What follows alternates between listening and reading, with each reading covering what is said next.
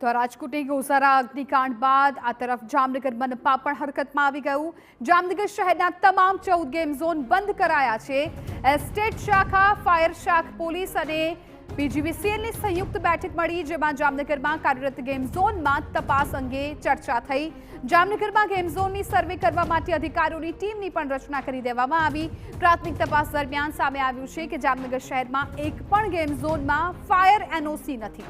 राज्य सरकार की सूचना बाद हाल तो आ गेम जोन बंद है, परंतु फायर एनओसी वगर अत्यार सुधी धमधमता आ गेम जोन थी अनेक सवाल उठी रहा है। एस्टेटना कंट्रोलिंग अधिकारी તેમજ अन्य ऑफिसरो पीजीवीएसएलना एक डेप्यूटी एंजीनियर एनी टीम बनावी आज रोज जे जामनगરમાં જુદા જુદા 13 થી 14 गेम जोन છે। એમાં નાના નાના વિડીયો પાર્લર પણ છે। મોટો गेम जोन છે એ પીવીઆર સિનેમામાં છે। એની ચકાસણી કરી ગઈકાલ રાતથી જ તમામ ગેમ ઝોન બંધ કરી દેવામાં આવેલ છે।